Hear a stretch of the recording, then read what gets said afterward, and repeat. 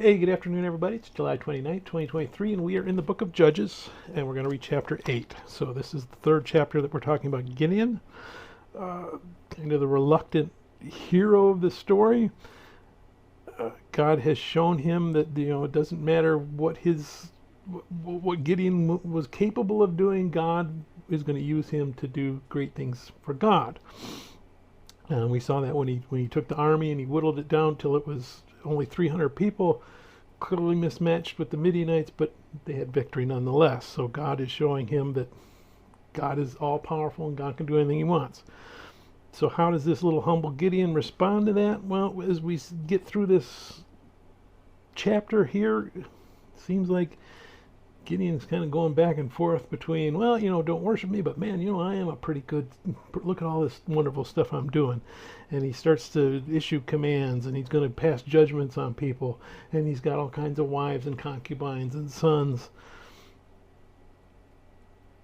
And again, he's not, don't worship me, but are his words, but his actions are kind of, well, I'm a pretty good person. And he builds an ephod, and we don't know what exactly he means there, because ephod usually means a shirt, a linen shirt, but he makes this thing out of gold that's called an ephod. So maybe a breastplate, maybe an idol of some kind.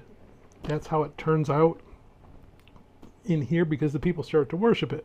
Now, Gideon doesn't tell them to worship it, but he doesn't stop them from worshiping it either.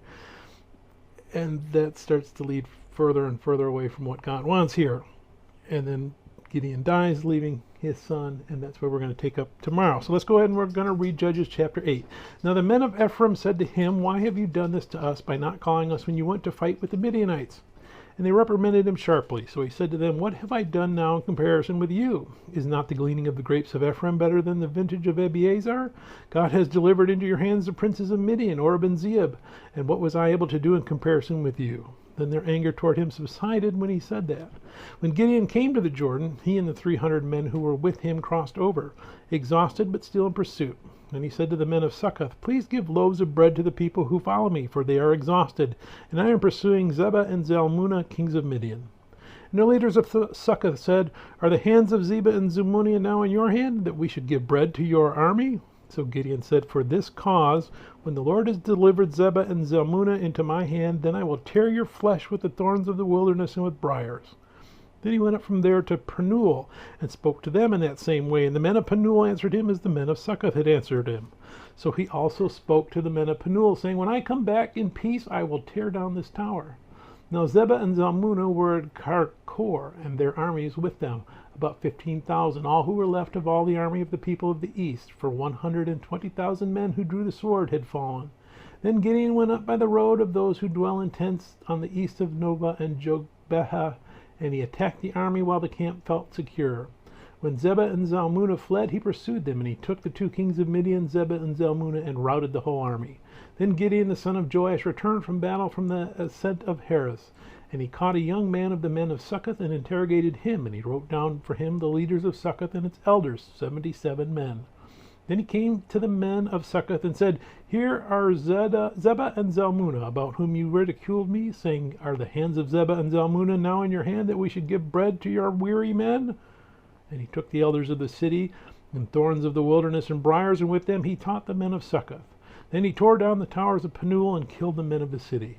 And he said to Zebah and Zalmunna, "What kind of men were they whom you killed at Tabor?" So they answered, "As you are, so were they. Each one resembled the son of a king." And he said, "They were my brothers, the sons of my mother. As the Lord lives, if you had let them live, I would not kill you." And he said to Jethar, his firstborn, "Rise, kill them." But the youth would not draw his sword, for he was afraid, because he was still a youth. So Zebah and Zalmunna said, "Rise yourself and kill us, for as a man is, so is his strength." So Gideon arose and killed Zebah and Zalmunna, and took the crescent ornaments that were on their camels' necks. Then the men of Israel said to Gideon, "Rule over us, both you and your son and your grandson also, for you have delivered us from the hand of Midian." But Gideon said to them, "I will not rule over you, nor shall my son rule over you. The Lord shall rule over you." Then Gideon said to them, "I would like to make a request of you, that each of you would give me the earrings from his plunder." For they had golden earrings, because they were Ishmaelites. So they answered, "We will gladly give them." And they spread out a garment, and each man threw into it earrings, and from his plunder. Now the weight of the gold earrings that he requested was 1,700 shekels of gold, besides the crescent ornaments, pendant, and purple robes which were on the kings of Midian, and besides the chains that were around the camels' necks. Then Gideon made it into an ephod and set it up in his city. Ophrah and all Israel played the harlot with it there. It became a snare to Gideon and to his house. Thus Midian was subdued before the children of Israel, so that they lifted their heads no more, and their country was quiet for 40 years in the days of Gideon. Then Jerubbaal, the son of Joash, went and dwelt in his own house. Gideon had 70 sons who were his own offspring, for he had many wives. And his concubine, who was in Shechem, also bore him a son, whose name is called Abelmach. Now Gideon, the son of Joash, died at a good old age, and was buried in the tomb of Joash his father, in Ophrah of the Abiezrites. But it was as soon as Gideon was dead that the children of Israel again played the harlot with the Baals, and made Baal Berith their god. Thus the children of Israel did not remember the Lord their God, who had delivered them from the hands of all their enemies on every side. Nor did they show kindness to the house of Jerubbaal, Gideon, in accordance with the good he had done for Israel. May God bless the reading of his word. May God bless you. Bye.